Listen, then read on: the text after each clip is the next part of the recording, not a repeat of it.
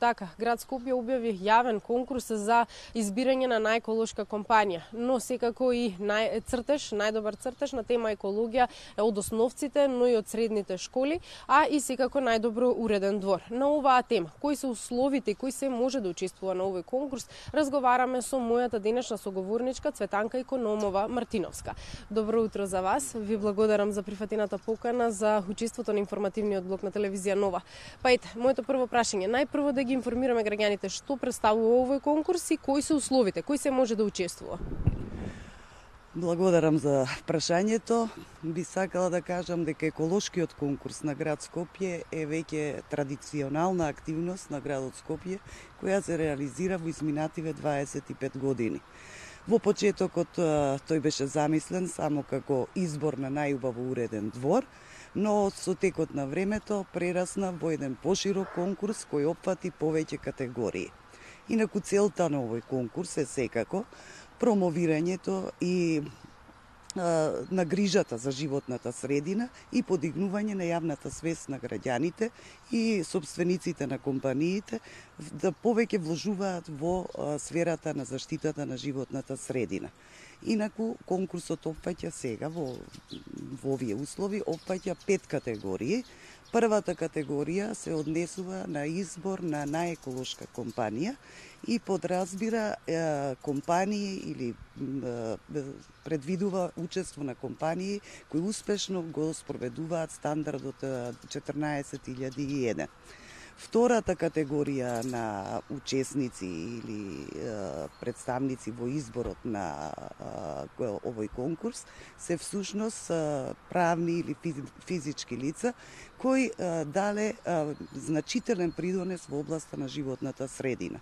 Значи, во смисол на заштита на сите медиуми и области на животната средина, како на пример користењето на обновливи извори на енергија, па пронаоѓањето или употребата на некои апарати или средства за заштита на водите, воздухот и така натаму од загадување. Третата категорија опфаќа избор на најубав уреден двор и тоа во 3 подкатегории. Првата подкатегорија опфаќа дворови на објекти кои се со индивидуално домување. Втората категорија опфаќа дворови на објекти со колективно домување и во третата категорија влегуваат дворовите на објектите од стопанството или институциите. Во четвртата категорија влегуваат всушност најубаво изработените состави на тема екологија и исто и оваа категорија опфаќа 2 подкатегории, односно се однесува на учениците од основното образование и на ученици од средното образование. Петата категорија се однесува на избор на најубав цртеж на тема екологија и исто опфаќа 2 подкатегории, се однесува на ученици од основното образование и на ученици од средното образование. Инаку наградите се навистина примамливи. Вкупниот фонд на награди изнесува 250.000 денари и за првата и втората категорија износот е 45.000 денари за наградените, по 45.000 по награден. Во третата категорија вредноста, износот на наградата е 40.000 денари по подкатегорија, значи за секој избран најубав уреден двор во секоја подкатегорија.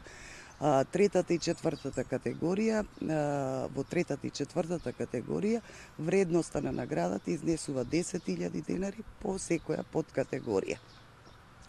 Инаку конкурсот редовно, традиционално се објавува на 21 март, така беше и оваа година, и трае до 16 мај.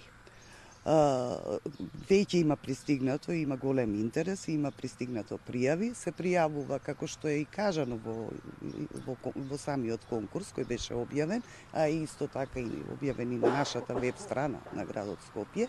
Може да се пријавува на усмено, доколку се работи за двор или слично пријавување, на телефонот 3 297 273 или пак во архивата на град Скопје, каде што пак треба да се поднесат оние писмени пријави, цртежите, составите и така натаму. Доделувањето на наградите традиционално и вообичаено се одвива на 5 јуни, кога е светскиот ден на животната средина. Така, и моето второ прашање би било колку всушност овој јавен конкурс ќе предизвика зголемување на јавната свест за заштита на животната средина? Па од нашето 25 годишно искуство можеме да кажеме дека на вистина тоа влијае, овој конкурс влијае на граѓаните, особено во смисол на грижата за животната средина во своето обкружување, влијае всушност и на подигнувањето на јавната свест и на децата, на учениците, уште од најраната возраст, така да има и голем интерес, а тоа покажува дека тие всушност и пројавуваат и интерес и применуваат активности кои влијаат на заштитата на животната средина.